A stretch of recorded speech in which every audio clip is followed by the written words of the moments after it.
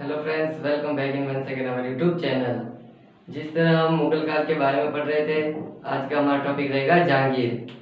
तो मुगल काल में हमने क्या क्या पढ़ लिया था? मुगल काल में हमने सबसे पहले बाबर पढ़ लिया था। बाबर के बाद हमने हुमायूं को पढ़ लिया था। हुमायूं के बाद हमने किसको? अकबर को भी पढ़ लिया था। और आज का हमारा टॉपिक रहेगा अकबर के बाद जहांगीर। जहांगीर ये हमारा हो जाएगा आज का टॉपिक। इस वीडियो में मैं जहांगीर की पूरी डिटेल आपको दूंगा, जितना हो सके आसानी से आपको समझाने की कोशिश करूंगा। तो चलिए शुरू करते हैं वीडियो। सबसे पहले जानते हैं जहांगीर के जीवन परिचय के बारे में। जहांगीर का जन्म कब हुआ था? जहांगीर का जन्म हुआ था 30 अगस्त 1569 को, जब इसके पापा ने क्या किया था? रणथंभौर पर अधिकार किया था। अगर आपने अकबर का पूरा वीडियो नहीं देखा, पिछली वीडियो में आपको इस डिस्क्रिप्शन में लिंक मिल जाएगी, आप जाके जरूर देखें। तो जन्म कब हुआ था? 30 अगस्त 1569। 29 अगस्त को क्या हुआ था? इसके दादा का शादी हुई थी। दादा कौन हो जाएगा? जहांगीर का दादा हो जाएगा हुमायूं। जहांगीर इसका हुमायूं का विवाह हुआ था किसके साथ? हमीदा बानो के साथ। वो भी अगर आपने देखा वीडियो में जाके जरूर देखें। 29 अगस्त को किसके दादा का जन्म हुआ? 30 अगस्त को हो जाएगा इसके पोते जहांगीर का जन्म। अब इसके जन्म से रिलेटेड कुछ कहानी है, वो भी मैं आपको बताता हूँ। अभी इसका नाम सिर्फ क्या कहेंगे? सलीम भी कह सकते हैं हम। माता पिता के बारे में बात कर लें। माता पिता, तो पिता कौन हो जाएंगे? अकबर। और इसकी माता कौन हो जाएगी? हरका बाई। हरका बाई कौन थी? आमेर के राजा बारमल की पुत्री थी। और बारमल की पुत्री थी जिसके साथ अकबर का ब्याह शादी हुआ था। अब चलिए बात करते हैं इसके जन्म से रिलेटेड। कहते हैं अकबर अपने पुत्र प्राप्ति के लिए कहाँ गया था? अकबर अपनी पुत्र प्राप्ति के लिए पहले तो गया था अजमेर गया। अजमेर में कहा गया? ख्वाजा मोइनुद्दीन चिश्ती की दरगाह। ख्वाजा मोइनुद्दीन चिश्ती की दरगाह किसके लिए गया था? पुत्र प्राप्ति के लिए दरगाह। फिर यहाँ पर एक ख्वाजा मोइनुद्दीन बाबा होते हैं, वो क्या कहते हैं इसको? आगरा में जाने के लिए किसकी? शेख सलीम चिश्ती की दरगाह में। अजमेर के बाद ये जाएगा अकबर कहाँ? आगरा में कहा जाएगा? शेख सलीम चिश्ती की दरगाह। शेख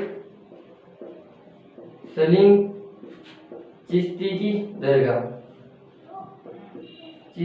दरगाह। इनके शेख सलीम जी बाबा के आशीर्वाद से क्या हुआ था? जहांगीर पुत्र हुआ था, जिसके कारण अकबर ने जहांगीर के बचपन का क्या नाम रखा था? सलीम। तो हम इसे जहांगीर या सलीम भी इसे कह सकते हैं। ये हो गया। अब आते हैं इसके राज्याभिषेक की बात करते हैं। चलिए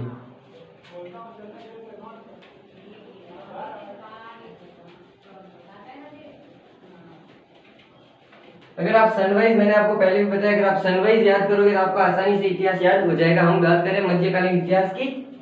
अब इसका करते हैं हम राज्याभिषेक। राज्याभिषेक कब हुआ? तो आपको स्टोरी याद होनी चाहिए अकबर की। अगर आपने वीडियो देखा, अकबर का मृत्यु कब हुई थी? 25 अक्टूबर को।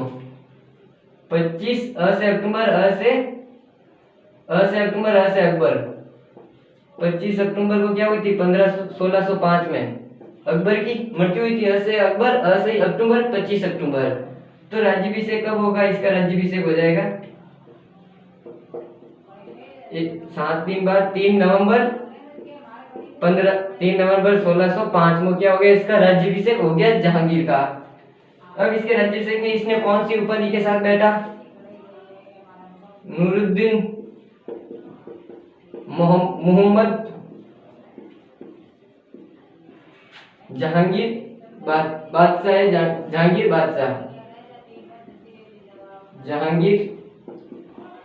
बादशाह। ये इसने राज्याभिषेक के समय इसकी क्या था, इसका पूरा नाम था। अभी तो इसके आगे जो शाहजहां है उसका तो इससे भी बड़ा नाम होगा, जो आपको शायद ही याद हो पाएगा। तो ये था इसके राज्याभिषेक के बारे में। अब ये क्या था, इसका जन्म हुआ, अकबर ने इसको खूब अच्छे लिख पढ़ाने के लिए गुरुकुल मतलब दूर दूर भेजा। दूर तो गया लेकिन वहां जाकर ये शराब पीने, अफीम करने, नशा करने लग गया।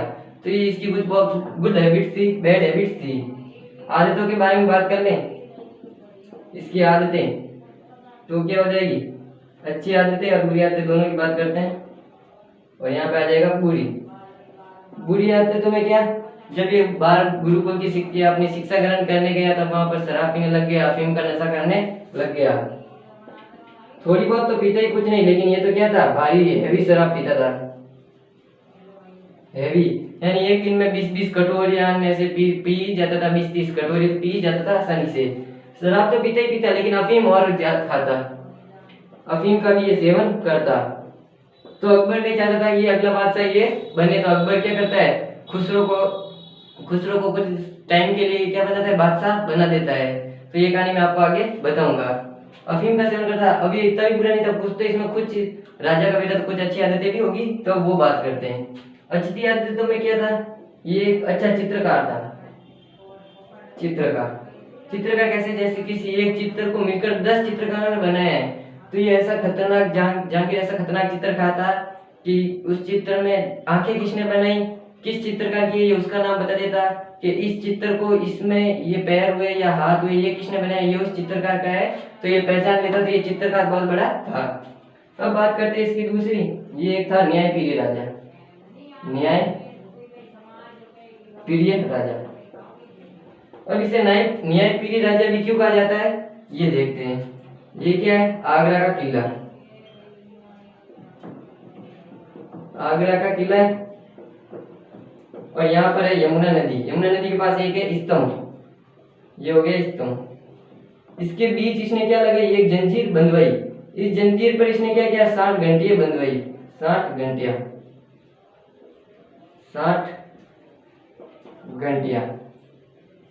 60 घंटियां लगवाई कि जो भी व्यक्ति, अगर किसी को प्रॉब्लम होगी, समस्या होगी, वो इस 60 घंटे को बजाते बजाते आगरा के किले तक पहुंचेगा, तो बादशाह स्वयं आकर उसकी समस्या का हल करेगा। तो इसलिए इसे न्यायप्रिय राजा की उपाधि दी गई है। ये हो गई इसकी शुरुआती। अब बात करते हैं हम इसके कुछ क्या कहते हैं, विवाह, कि इसके कुल कितने विवाह थे। कुल विवाह तो हम किसी भी राजा के पर्टिकुलर नहीं बता सके, जो मेन है हम वो बताते हैं।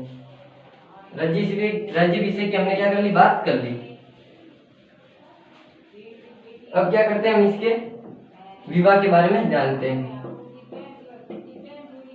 मैंने क्या कहा, आप मुगल काल में हम किसी भी राज्य के पर्टिकुलर कितनी विवाह थे हम ये नहीं बता सकते। क्यों नहीं बता सकते, क्योंकि एक स्थान होता था हर्रम, मुगलों में हर्रम यानी महिलाओं के रहने का स्थान। वहां पर इन मुगलों काल के लाखों महिलाएं रहती थी, तो किसी से कैसे संबंध थे, क्या थे, इनको खुद को ही नहीं पता था। तो इसलिए हम पर्टिकुलर नहीं बता सकते कि किस राजा की कितनी बीवियां थी। मुख्य की बात करें तो एक आ जाएगी इधर अपने मानबाई, किसकी पुत्री हो जाएगी, मानबाई। ये हो जाएगी जोधाबाई।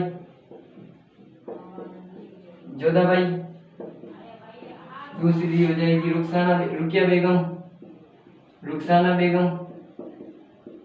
रुखसाना बेगम या बानो भी हम इसे कह सकते हैं। और बात करें तो नूरजहां। जहांगीर को पढ़े और नूरजहां को ना पढ़े तो ऐसा जहांगीर हम कभी पढ़ नहीं सकते। नूरजहां की कहानी मैं आपको आगे पूरी बताऊंगा। नूरजहां जिसका वास्तविक नाम मेहरुन्निसा था। और हम बात कर ले तो सलमा बेगम, ये इसकी कुछ पत्नियां हैं। मुख्य रूप से हमें इनके बारे को याद करना है। मानबाई कौन थी, मानबाई भगवंत दास की पुत्री थी। मानबाई भगवंत दास की नहीं, सॉरी सही है, भगवंत दास की पुत्री थी, कंफ्यूजन हो गया था भारमल और भगवंत दास में। भारमल की पुत्री थी हरकाबाई, जिसका अकबर के साथ हुआ था, ये है भगवंत दास की पुत्री है। और इसका बेटा भी हो जाएगा कौन, मान सिंह इसका बेटा हो जाएगा। और मान भाई का, जिसे क्या कहा जाता था, जिसे शाह बानो कहा जाता था, उधर मुगल में शाह बानो या शाह बानो, शाह बानो की उपाधि प्राप्त थी किसे? मान भाई को। मान भाई और जहांगीर से जो पुत्र उत्पन्न हुआ उसका क्या नाम था? खुसरो। खुसरो ये इसका पुत्र उत्पन्न था। मान भाई ने क्या कहानी है मैं आपको यही बता देता हूँ। मान भाई मैंने क्या बताया, जहांगीर बहुत ही शराब पीता था, अफीम पर नशा करता था। तो मान भाई ने जहांगीर से परेशान होकर क्या करती थी? आत्महत्या कर दी थी। तो अपनी माता का जो गुनहगार है खुसरो, वो अपने पिता को मानता था।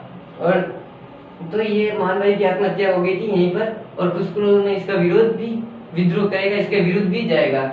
जोधाबाई के बारे में जान ले तो जोधाबाई कौन थी? जोधाबाई हमारे मारवाड़ से, से मारवाड़, से मोटा राजा उदय सिंह, मोटा राजा उदय सिंह।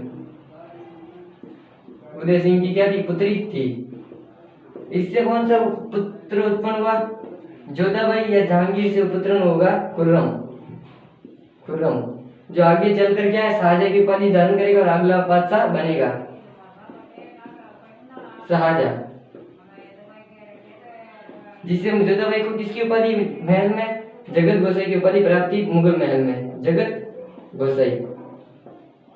अगर आप जोधाबाई याद करेंगे तो आपको कंफ्यूजन होगा अकबर वाला। अगर आप जगत गोसाई नाम याद रखेंगे तो आसानी होगी हमें इतिहास को पढ़ने में। तो जगत गोसाई हो गई नूरजहां।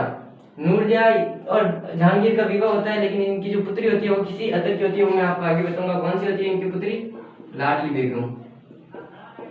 लाडली बेगम। और सलमा बानो का एक पुत्र होता है इस जहांगीर और सलमा बानो का, शहरयार। शहरयार। ये इसके कुल विवाह हो गए। हमने विवाह के बारे में बात कर लिया। अब हमारा जो मेन टॉपिक है नूरजहां, क्योंकि जहांगीर को पढ़े और नूरजहां को न पढ़े तो ऐसा तो हो ही नहीं सकता है। तो चलिए अब करते हैं नूरजहां के बारे में जानते हैं।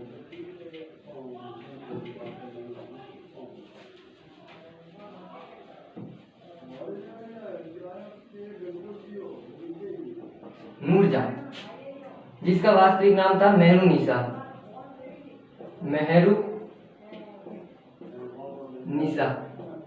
अब नूरजहां इसको उपाधि कब मिली ये हम इसके पूरा जानेंगे। चलिए, मेहरुनिसा जिसके पिता का नाम हो जाएगा कौन? पिता। और इधर हो जाएगी इसकी माता। पिता कौन थे? Geass bag. गियास बेग कहाँ के थे? अफगान के। माता कौन थी? अस्मत बानो बेगम। अस्मत बानो बेगम ये हो जाएगी इसकी माता। दोनों अफगान रहते थे और भारत आए किसमें? अकबर के दरबार में आए। अकबर ने इन दोनों को क्या दिया? संरक्षण दिया। दोनों ही आए। गियास बेग ने इसका नाम रखा था मेहरुनिसा। नूरजहां नाम आएगा आगे। कहाँ है? अकबर दरबार में। अकबर के दरबार आए अफगान से। अकबर ने इनको क्या दिया? संरक्षण दिया। तो दोनों साइड, एक तरफ तो अकबर का पुत्र हो जाएगा कौन?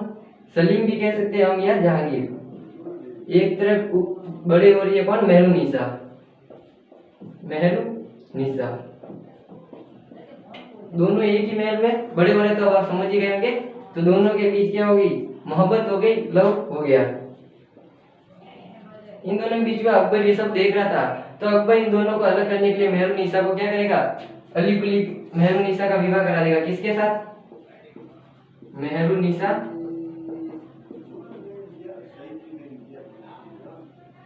का विवाह करा देगा किसके साथ? अली कुली बेग के साथ।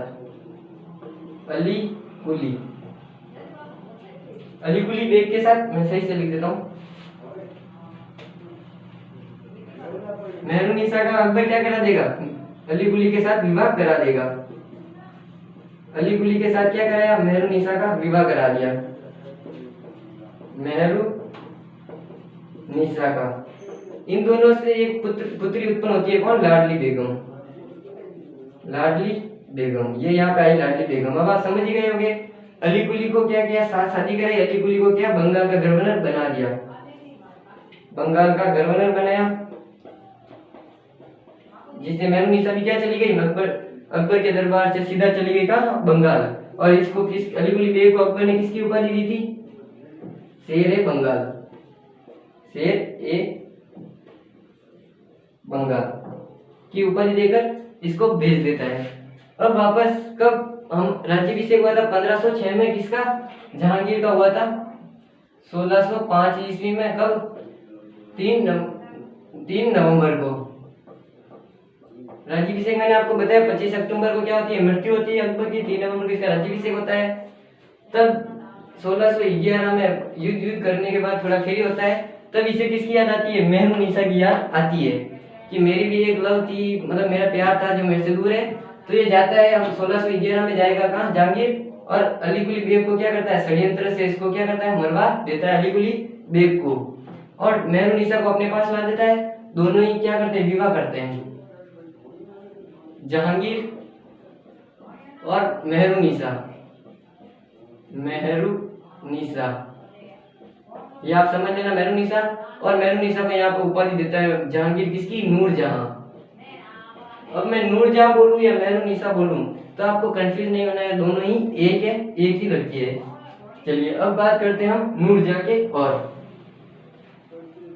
अली कुली बेग को मरवा दिया था जहांगीर ने।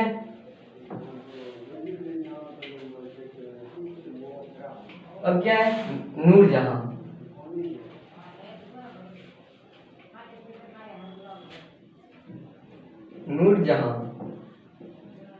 नूरजहां ने अपना पावर, विवाह के बाद अपना पावर इतना स्थापित कर लिया पूरे साम्राज्य में, इसकी चारों तरफ चर्चा होने लगी।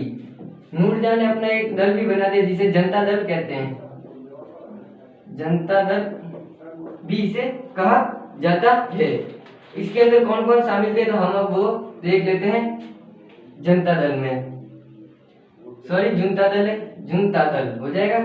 कहां से कहां तक चला? तो ये चला अपने 1611 में क्या हुआ है? विवाह हुआ है, 10 साल तक चलेगा, 1622 तक ये चला था दल। अब इसके अंदर कौन कौन शामिल थे तो वो देखते हैं। सबसे पहले नूरजहां के बाद उसका पिता कौन? गियास बेग।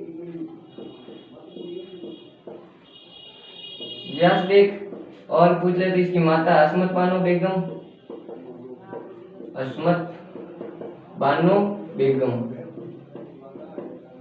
और पूछ ले तो कौन? खुर्रम, जो आगे जाके शाहजहां बनेगा, अगला उत्तराधिकारी बनेगा। और इसके अपोजिट, इसके विरोधी में पूछ ले तो कौन आ जाएगा? खुसरो हो जाएगा कौन? और एक मानसिंह हो जाएगा। क्यों? क्योंकि अपने भांजे को क्या बना था? मानसिंह अपने भांजे को बादशाह बनाना चाहता था। और बात कर ले तो इसमें खुर्रम हो जाएगा, और इधर हो जाएगा एक महावत खां। और बात कर ले इसमें तो ये इधर इसका दुश्मन हो जाएगा परवेज। ये इसके तो जनता दल में शामिल होने वाले थे, और ये कौन थे? परवेज, इसके विरोधी। इसने अपने साम्राज्य में क्यों? क्योंकि जहांगीर तो क्या है, शराब और दारू अफीम के नशे में पी के पड़ा रहता था, तो पूरा शासन कौन संभालती थी? नूरजहां संभालती थी। इसने विवाह के बाद इतना अपना प्रचार किया कि पूरे साम्राज्य में इसकी चर्चा होने लगी। यहाँ तक कि राज्य से कोई कार्य होता था, जैसे राजस्व कार्य में क्या करना?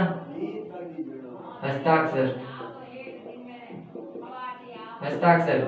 ये एक पहला पॉइंट हो जाएगा कि राजस्व में कोई भी कार्य होता है तो नूरजहां का हस्ताक्षर होना अनिवार्य था, कंपलसरी था, वरना वो कार्य नहीं होता था। तो आप समझ लीजिए कितना प्रभाव इसने स्थापित किया। और बात करें तो इसने अपने नाम की क्या चलाई थी? मुद्राएं चलाई थी। इसके बाद मुद्राएं चलाने के बाद इसने सिक्के जारी करवाए अपने नाम के। सिक्के जारी करवाने के बाद इसने झरोखा दर्शन भी दिए। जिस तरह राजा देता है झरोखा दर्शन, ये भी देना प्रारंभ कर दिया जनता को। झरोखा दर्शन क्या होता है मैं आपको बता देता हूँ कि जैसे खिड़की में, महल की खिड़की में ऊपर से राजा बाहर आता है, जनता को सवाल करता है, बातचीत करता है, वही झरोखा दर्शन तो वो नूरजहां ने भी करना प्रारंभ कर दिया। तो आप समझ सकते हैं नूरजहां का प्रभाव कितना रहा होगा। ये जुनता दल कैसे टूटा? तो पिता की मृत्यु हुई, फिर माता की मृत्यु हुई, फिर खुर्रम के ऊपर भी ये क्या कर रही थी? अपना अधिकार जमाना चाह रही थी। क्यों? क्योंकि खुर्रम नहीं चाहता था मेरे ऊपर कोई अधिकार करे, तो ये भी बाहर हो जाता है कुछ समय बाद, और ऐसे करते करते ये धीरे दल समाप्त हो जाता है। अब हम जहांगीर ने कुछ युद्ध लड़े, नशे में भी लड़ो चाहे कैसे भी लड़े, हम उनके बारे में भी जान लेते हैं।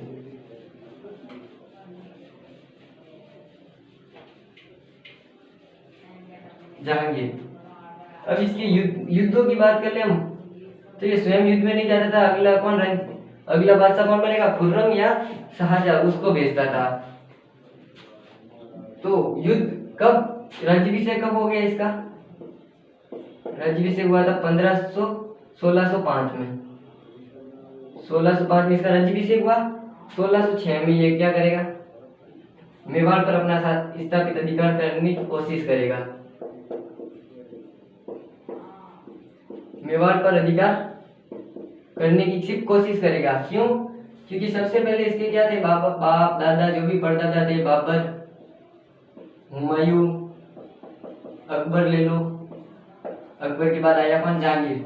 बाबर ने भी मेवाड़ को अपने अधीन में लेने की कोशिश की पर ले नहीं पाया था। जैसे बाबर ने किया था सांगा के साथ युद्ध और जीता, लेकिन मेवाड़ पर उसने पूर्णतः अधिकार नहीं कर पाया। हुमायूं ने भी जब चित्तौड़ पर अपना आक्रमण किया तब कर्मावती के नेतृत्व में क्या हुआ था, जौहर हुआ था, लेकिन वह भी पूर्णतः इस पर सभी क्षेत्रों पर मेवाड़ के अधिकार नहीं कर पाया। अकबर ने भी महाराणा प्रताप के साथ युद्ध किया था, लेकिन वो सारे क्षेत्रों पर अधिकार नहीं कर पाया था। तो कहीं ना कहीं इसके मन में भी इच्छा थी मैं भी मेवाड़ को जीतूं। तो क्या करेगा, 1616 में, एक साल बाद से ही, पहले परवेज को भेजा, परवेज को भेजा कि मेवाड़ पर अधिकार करो, संधि करो, कुछ भी करो। ये जाता है, असफल होके आ जाता है। फिर एक साल बाद 1607 में किसको भेजेगा, महावत खां को, महावत खां को भेजता है। फिर 1608 की बात कर ले हम, तो ये भेजेगा आसफ खां को। आसफ खां भी जाते हैं और असफल होकर आ जाते हैं। एंड में भेजेगा किसको, 1611 में भेजेगा, 1611 ईस्वी में खुर्रम को भेजेगा या शाहजहां में, ताकि आप कंफ्यूज ना हो, मैं दोनों नाम लिख देता हूँ। शाहजहां को भेजता है। खुर्रम अपनी कूटनीति के कारण क्या करता है, वहां पर संधि कर लेता है, जिससे कारण जहांगीर को लगता है अगला बादशाह यही बनेगा। जैसे कूटनीति के साथ क्या करता है, उस समय मेवाड़ की स्थिति हम देख लेते हैं। महाराणा प्रताप रहे नहीं अभी, तो महाराणा प्रताप का पुत्र हो जाएगा अमर सिंह, अमर सिंह का पुत्र हो जाएगा करण सिंह। अब समझिए, खुर्रम निकला आगे दिल्ली से और ये मेवाड़ पर आया, मेवाड़ की साइड आता है। तो इस अमर सिंह को कहता है या तो आप हमसे संधि कर लो या फिर हम आप पर हमला करेंगे, और ऐसे कुछ कुछ प्रस्ताव इसके सामने रखता है। अमर सिंह क्या करता है, अपने सभी आसपास के राजा है, मारवाड़ के राजा, जो भी जो बच्चे कुचे राजा है, उनसे क्या बातचीत करता है।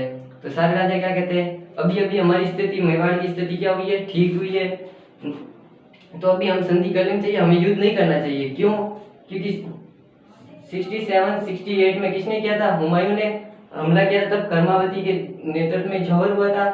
फिर 76 में हमने हल्दीघाटी का युद्ध लड़ा, जिससे हमारी स्थिति बहुत ही खराब हो गई थी और अब हमारी स्थिति कुछ संभली है। तो अब अभी हमें लड़ाई नहीं करनी चाहिए। इधर से सारे राजा महाराजा कहते हैं, तो करण सिंह है जो इसका पुत्र, ये भी कह देता है पापा अब हमें संधि कर लेनी चाहिए।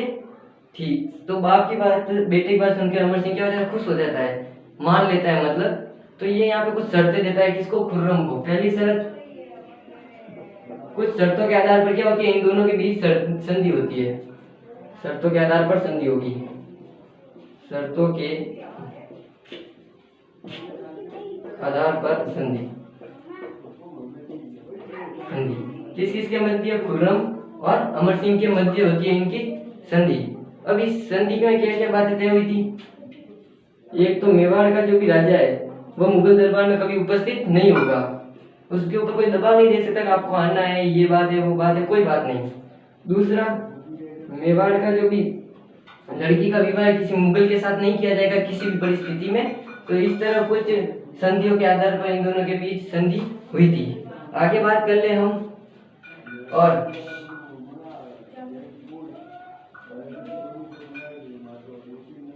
यहाँ पे आसफ खान ना होके अब्दुल्ला खां होगा।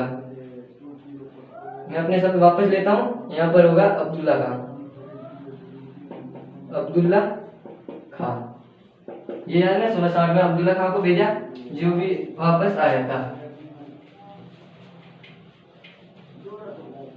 अब मेवाड़ पर इसने अधिकार कर दिया, दिल्ली से आया मेवाड़, अब जाएगा और नीचे दरसिंह में। तब इसकी दरसिंह की विजय हम देख लेते हैं।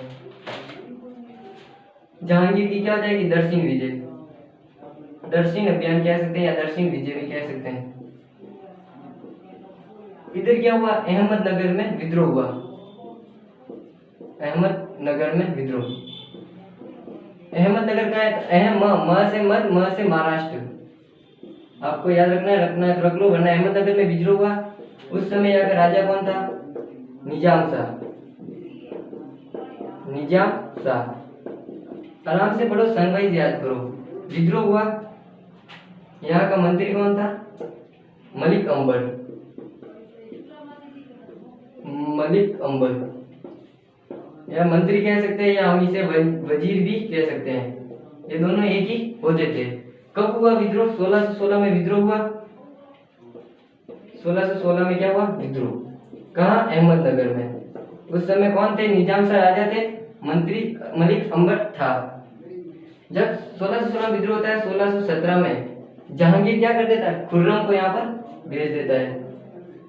वही, अब खुर्रम आया अपनी कूटनीति के कारण यहाँ पर विद्रोह को शांत कर लेगा, विद्रोह को दबा देगा। मलिक के निजाम शाह मारा जाएगा। मलिक अंबर इसके संधि कर लेता है और इसकी सेवा में चला जाता है। तो ये हो गया दक्षिण विद्रोह। 1616 में हुआ, 1617 में खत्म हो जाएगा। और बात कर ले इसकी हम।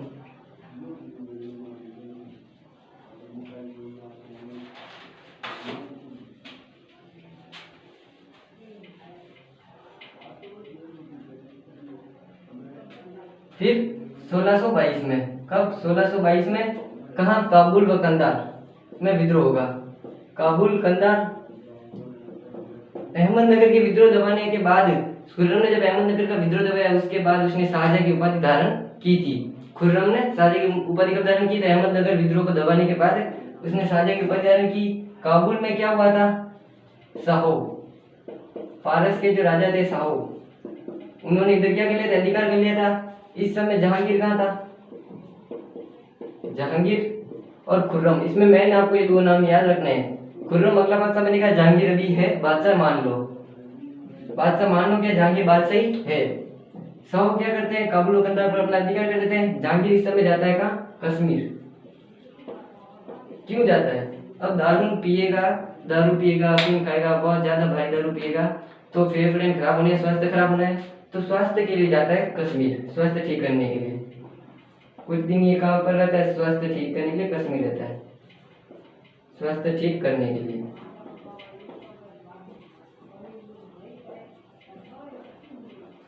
और खुर्रम भी क्या करता है? इस विद्रोह को फिर से दबा जाता है। इधर इनकी हार होती है और खुर्रम भी इस विद्रोह को दबाता है और अपना क्या करता है? काबुल पर अधिकार कर लेता है। इस तरह ये इसने सारे युद्धों के ज्यादा युद्ध नहीं जहांगीर के, अगर आप ध्यान से एक बार वीडियो वापस भी देख ले तो।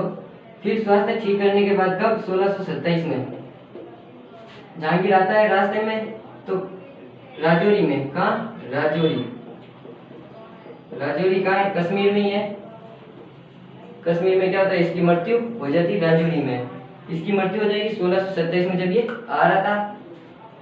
कब मृत्यु हुई? तो इसकी मृत्यु हो जाएगी अक्टूबर। इसकी मृत्यु और मकबरा हो जाएगा इसका पाकिस्तान में।